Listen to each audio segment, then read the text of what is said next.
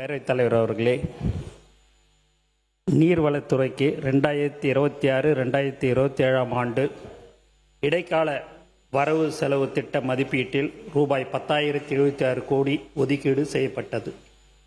2024-2025 ஆண்டில் இத்துறையின் மொத்த செலவினம் ரூபாய் 7,447 கோடி மட்டுமே. அதேபோல 2025-2026 ஆண்டில் இத்துறையின் மொத்த செலவினம் ரூபாய் 5,624 கோடி மட்டும்தான். இச்செலவினை விட தற்போது 2026-2027 திருத்த நிதிநிலை அறிக்கையில் ரூபாய் 9,264 கோடி, அதாவது 64% அதிகமாக ஒதுக்கீடு செய்யப்பட்டது உள்ளது என்பதை இதன் வாயிலாக தெரிவித்துக் கொள்கிறேன். அப்புறம் அண்ணன் சொன்னாங்க, ப்ரெஸ்ஸெல்லாம் பார்த்து ஓடிடுறேன் அப்படி இப்படின்னுட்டுன்னு, வேகமாக நடக்கிறேன்னுட்டுன்னு.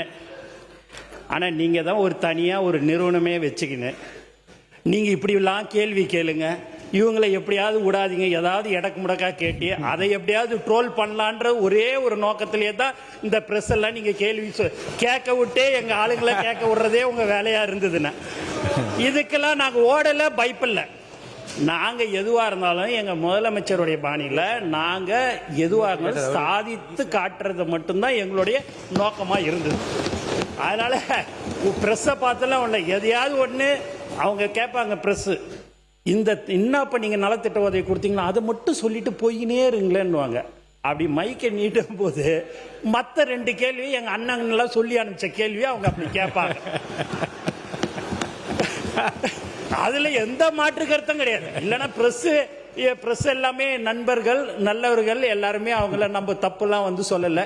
இன்னா இருந்தாலும் ஒரு 70-75 வருஷம் 50 வருஷமாக உங்களோடையே அவங்க ட்ராவல் பண்ணிட்டாங்க. இப்போ எங்களோட இனிமேல் இப்படி தான் ட்ராவல் பண்ணுறாங்க. அதனால் எங்களுக்கு அந்த பயம்லாம் இல்லைன்னு. எதுக்கு தேவையில்லாமல் எதுவும் பேசக்கூடாது, போனால் வேலையை முடிக்கணும், மக்களுக்கு என்ன தேவையோ அதை செய்யணுன்றது எங்கள் முதலமைச்சருடைய அறிவுறுத்தல். அதுபடி நாங்கள் இருந்துன்னு இருக்கிறேன்னு.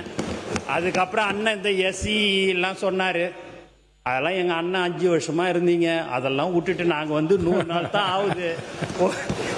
சி போடுன்றீங்க, எஸ்சியை போட்டால் போதும், சிஏ ப்ரமோஷன் போட்டால் போதும், உடனே ஒரு புக்கில் உடனே ஒன்று வச்சிடுறீங்க வேலை, உடனே அதை பண்ணோமா. எங்களுக்கு அதுக்கு சம்மந்தமே இல்லை. இப்போல்லாம் டெண்டர்லாம் நீங்கள் பார்த்தீங்கன்னு வச்சுங்க, எந்த கான்ட்ராக்டுக்காரன்னு கூட எங்களுக்கு தெரியாதுண்ணே. உண்மையாக சொல்கிறேன், எங்களுக்கு எந்த கான்ட்ராக்டுக்காரன் யார் ஏது ஒன்றும் தெரியாது. யாரோ எடுத்துக்கிறாங்க, யாரோ பண்ணிங்க. லோவில் போட்டால் செர்த்தான், கம்மியாக பண்ணி எடுத்துக்க, எதையாவது பண்ணி எங்களை ஆளை விடு. நாங்கள் எங்கள் முதலமைச்சர்கிட்ட எந்த ஒரு கெட்ட பேரையும் வாங்கிக்க கூடாது, மக்களுக்கு செய்யணும். அந்த ஒரு நோக்கத்தோடு தான் நாங்கள் இருக்கிறோம்ன்றது சொல்லிக்கொள்ள ஆசைப்படுகிறேன்.